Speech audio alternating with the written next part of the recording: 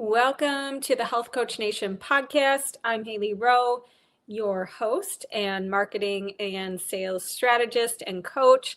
I work with online wellness professionals, life coaches, and online entrepreneurs on how they can book more clients, fall in love with the sales and marketing process because it is essential if you want to be able to do your coaching as a career and be able to put yourself out there with confidence, with better time management skills, all of that. So on this show, we talk about marketing, sales, time management, and mindset tips.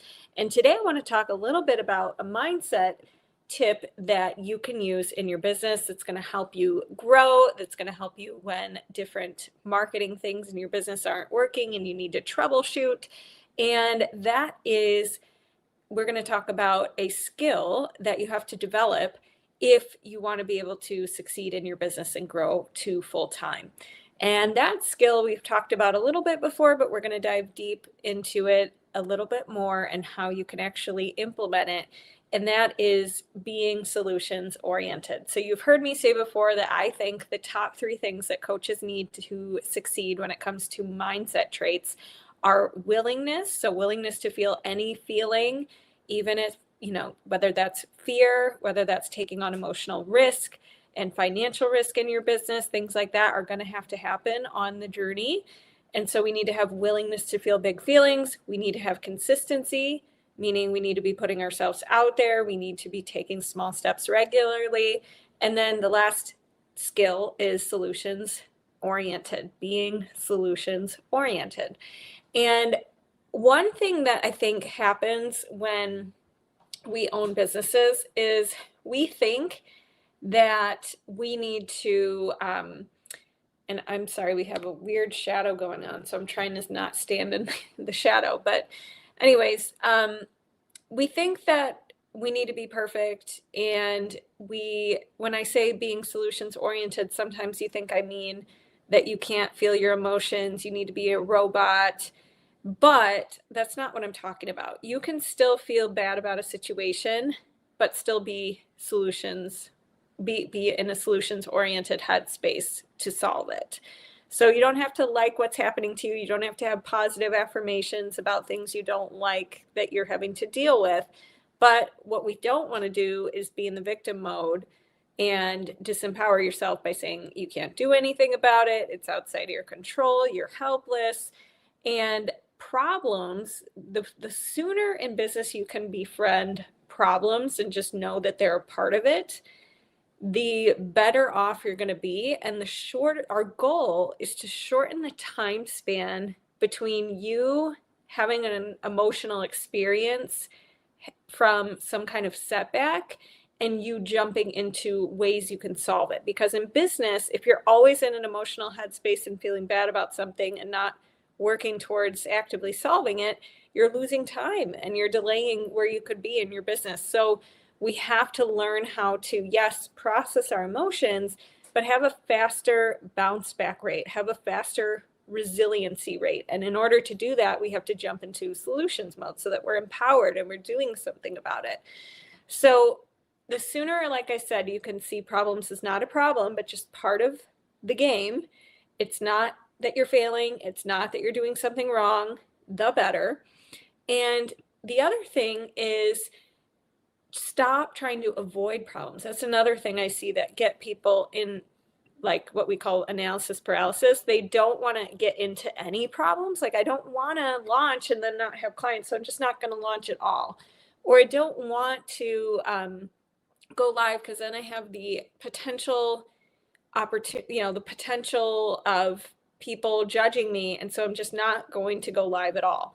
So instead, if you've been in the pattern of like, I'm going to avoid things because I don't think I can deal with the feelings or the consequences that come if I do something and it's scary or it works and then I have a new level of success that I have to face that I'm not ready for or whatever, we also have to work on that. And that's something that you're going to want to address.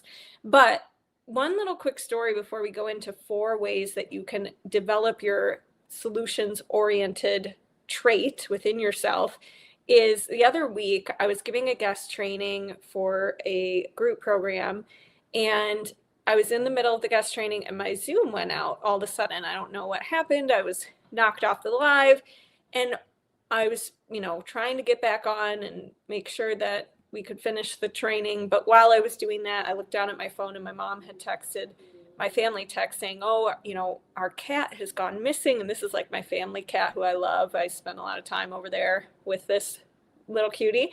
And of course, I'm like freaking out and like, oh man, I want to go find him. Like, he's gone missing and it's cold out and I need to run over there and I don't want to do the rest of this training right now. But of course, I had to finish the training. So jump back on the training, finish the training.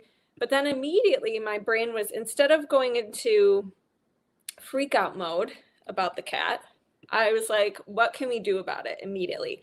And I completely replanned my day after the training and was like, okay, I'm going to go hunt for my cat. And thankfully, this is just a random side note, I get there, my dad's looking in the garage because he hears like a very sad little cry that sounds like our cat. And we're looking everywhere. We cannot figure out where the sound is coming from. And he sounds stuck somewhere. And we're like pulling everything out, looking in everywhere, cabinets. We're like, I don't know how he would have gotten in here, but we're just trying to figure it out, checking behind the fridge in the garage, all the things. And all of a sudden I see this rug that they had rolled up in their garage because they were getting rid of it. And it's like a huge rug for like a big room. And I start unrolling it and my cat was stuck inside of the rug. So that day was a day where I had to immediately, instead of just dwelling in the feelings, I had to just go into solutions mode, not give up on finding the cat. We found the cat. But the whole point is you can let yourself have times where you fall apart and process emotions and go into a little bit of pity party, but you just can't let it be the whole day, and you just can't let it be a super long time, because time is of the essence when you're a business owner. And so to develop our solutions oriented skill, here's the first step that you have to learn, which is compartmentalizing sometimes. And what I mean is you're not ignoring your emotions, but you are giving yourself space to happen, like to process what you need to process, but you're not letting it leak into your work. You're not letting it leak into your clients and how you coach and things like that. You really want to show up grounded for your clients. You want to show up grounded for your marketing. And if you are really finding yourself staying, like letting that your emotions come with you into your work and it's damaging how you're showing up for your work, you have to practice a little bit of compartmentalization. And the way that you would want to do that, potentially, I've heard different techniques throughout the years, but like journaling can be a really good thing, where you have an appointment with yourself in the morning or at night and you clear your head and you do a brain download, and I like to do what we call thought tables. I learned that in my life coaching certification with Jen Ride, but you can do whatever you do to work through things. And then it's there for you when you need to go back to it. But it's kind of like when a singer steps on stage, it's showtime. It's similar in your work. You're going to have to be like, it's showtime, it's work time, and I can revisit that later. And I've set aside time for that. Or another one I heard about is something called the worry bucket. Having like a time and place when you dump down all your worries and you write them down, and you just let yourself have that moment, and then you go back to whatever you're doing. So choose how you're going to start to compartmentalize when you can and when you need to. And then step 2 is to cut yourself more often in your business when you are going off of feelings instead of priorities. So it's sometimes what happens when we have a business is we love feeling inspired, we love feeling creative, and we only want to do certain tasks when we're in that mode, when we feel like it. But if you're going to have a business for the long run and you're wearing all the hats in your business right now because it's newer, you might not have the luxury of always just waiting until you feel like doing something. So you're going to have to get really good at prioritizing what needs to be done first and in what order, and how can you get yourself to do it and execute it and follow through. And that is being in solutions mode. So when you get into overwhelm victim, I want to wait till I feel like it in a motivated mode, you don't get anything done. But when you are in solutions mode, you're being really good at prioritizing, and you're going off of priorities, not feelings. So you're asking yourself, what's the right next step? What's actually urgent here? What can I shift so that I stay in alignment with my commitments? Or one of my favorite questions, can I just, and then insert the next smallest step that you can take. So when you are going down the rabbit hole of asking the wrong questions that are emotionally based, like, oh, why don't I feel like doing this today? Or what's wrong with me? Or why can't I stay motivated? Shift the questions to more solutions-oriented questions that get you clear on your priorities and your next steps. And step 3 to improve your ability to be solutions-oriented is you want to allow yourself to assess the problem, adjust or pivot what you need to pivot, and then execute. And then remember that the emotional processing part is part of it too, and decide when you're going to do that. But I think that one thing that we have to also realize is you're going to have to do things and go into solutions mode and guess what the solution is and try it before knowing the outcome, and be okay with that risk. Sometimes people are not okay with the risk of, I don't want to try something and it not work. But in order to move forward in business, you have to be willing to try things, see what works. And while you can take educated guesses and do courses and work with a mentor or whatever to help you make sure you're making educated decisions about that, nobody gets to skip testing things. Nobody gets to skip some of the trial and error required to grow. Okay. And the last step is to expect problems. Like we talked about before, normalize problems. They're not signs from the universe that you need to stop. It's not a sign that you need to completely change your whole niche or reinvent your whole offer. Being solutions oriented is just realizing I'm going to keep refining something until it works. And most coaches interpret problems instead as, oh, maybe I'm just not ready for this. Maybe this is a sign to not do this. And every once in a while, your gut instinct will tell you something and it will be accurate and true.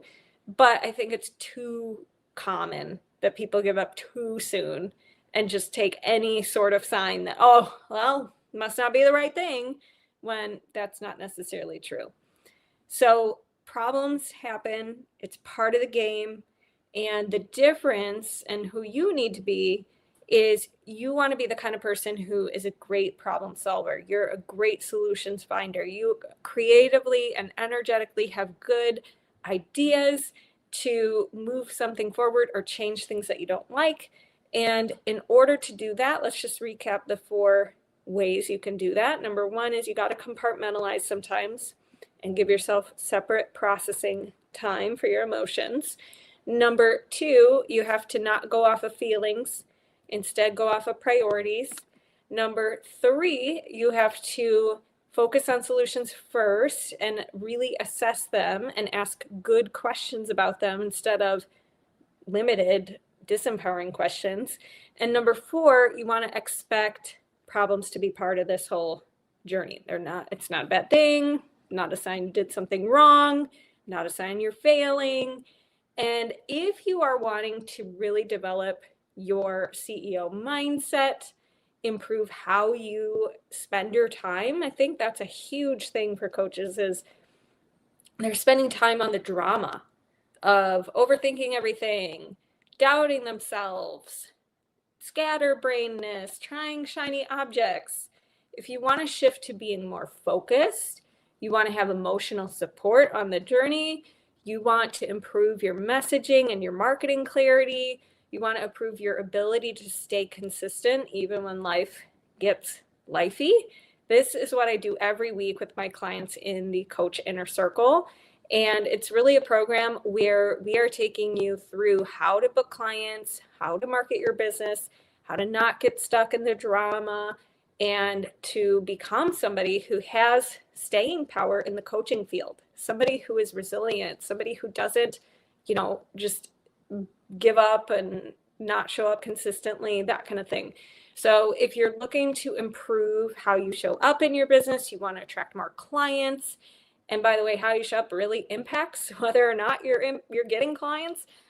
You can go to haleyrowe.com and book a free consult and learn more about the inner circle. But if you have any questions, you can also reach out on Instagram. I'm at Haley_Rowe, and I look forward to connecting. Thanks so much for listening, and I'll talk to you guys soon.